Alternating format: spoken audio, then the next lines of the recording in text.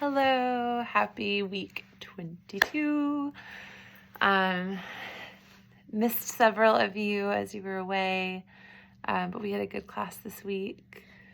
So jumping in, there's a link I'm going to send you for math, and it's the video is ridiculous. They've just taken a music video and put their own sound to it. It's entertaining. Your kids might enjoy watching it, but for the most part, I don't let my kids watch it. I just use the sound, but it's fun to let them watch it occasionally. But I will try to do it without the recording. So this is the commutative law for addition and the commutative law for multiplication. So it goes commutative law, commutative law, commutative law for addition states A plus B equals B plus A. A plus B equals B plus A. Commutative law, commutative law. Now let's do it for multiplication. A times B equals B times A. A times B equals B times A. A times B equals B times A. Commutative law, commutative law, commutative law states. They repeat it enough to probably get your 7 practices in, so you might enjoy using it. All right, Latin, we moved on to John 1:7. So it's hic venit in testimonium. This man came for a witness. So hic venit in testimonium. This man came for a witness. Science. What does the theory of intelligent design rely on? We're doing this one to the tune of He's Got the Whole World in His Hands. So, what does the theory of intelligent design rely on? The theory of intelligent design relies on the belief that life began as a result of intention and purpose. All right, then English, sentence parts, phrase. This one is rhythmic again, and so you can do the knee pats or you can do the hand claps. So it's okay,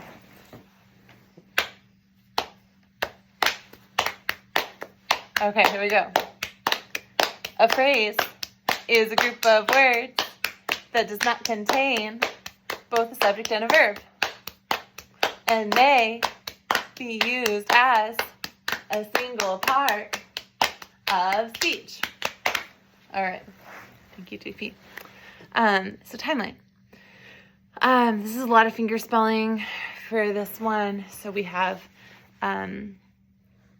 here's an N. Thumb goes behind the 2 fingers. This is for NATO, North Atlantic Treaty Organization. So North Atlantic Treaty Organization. And then we have K for Korean, the Korean War. Now, Martin Luther King Jr., we're going to do MLK. So thumb goes behind the 3 fingers. Martin Luther King Jr.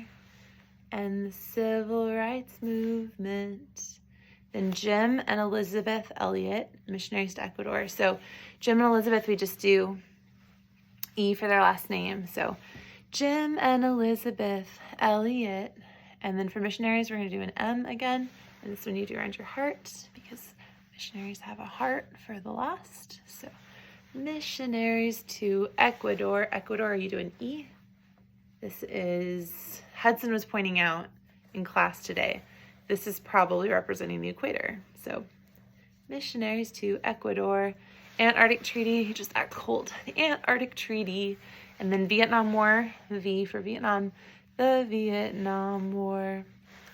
U.S. astronauts walk on the moon. So you do an R for like rocket man. So U.S. astronauts. And then walk on the moon. So all together. North Atlantic Treaty Organization, the Korean War, Martin Luther King Jr. and the Civil Rights Movement, Jane and Elizabeth Eliot, missionaries to Ecuador, the Antarctic Treaty, the Vietnam War, U.S. astronauts walk on the moon. History, tell me about September 11th, 2001. Highly recommend doing this one with the recording. So we just sing along with the ooze, and then we go on September 11th, 2001.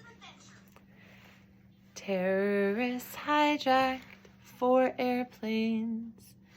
They flew 2 into the World Trade Center in New York City, and 1 into the Pentagon in Washington, D.C.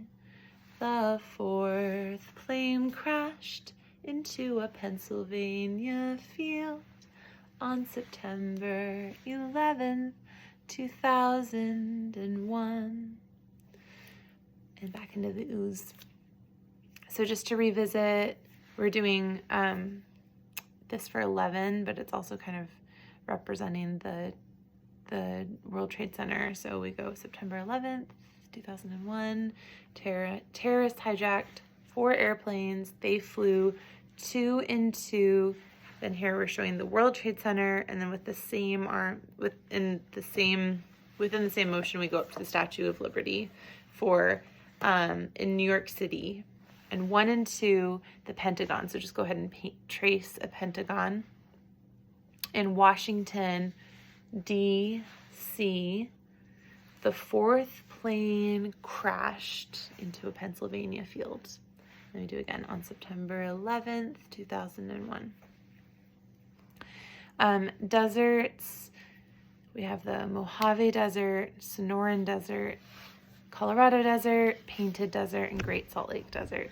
So for those, we circled kind of, these ones are tricky to mark out on the map. Probably easier to identify when you're looking at a picture of them, but trying to mark them out is tricky. So we were just kind of circling these regions where they are, because they're right up against each other, almost overlapping. So we circled these regions and then wrote in the initials. So M for Mojave, S for Sonoran, C for Colorado, P for Painted Desert, and then we did GSL for Great Salt Lake. Then for Bible, the question was, what book of the New Testament is typically considered a prophecy of the end times? So I'll say it again. What book of the New Testament is typically considered a prophecy of the end times?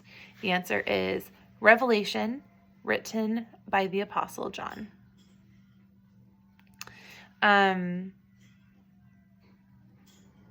Our hands-on science went well. I think they connected with the understanding of the distribution and outliers. And they enjoyed rolling the dice and the concept of the pancakes of the blueberries. They were very high energy, so it was a lot reining them in during that. But they were enthusiastic, and I enjoy that. For fine arts, I was also surprised by their enthusiasm about this piece. In my own listening to this piece, so much of it just feels really random. And but I loved their imaginations and the things that they were envisioning while they were listening to this piece. So anyway, I told them, so what we listened to in class is like 8.5 minutes. It's just a segment of Stravinsky's The Rite of Spring. And I was asking them if they would be interested in listening to the whole piece, which it looks like that is more like 35 minutes. And they all said, they all emphatically said yes. So I told them I would look for a link to send to their parents. So I am sending you a link, and it's for the London Symphonic Orchestra, and it's I think it's a cool one because you actually get to watch the musicians playing the instruments. So I don't know if you'll want to go that route, or if you would rather just have them listen and kind of do a similar thing at home where they just cuddle up in low lights and just do a listen. Maybe you could do it both ways.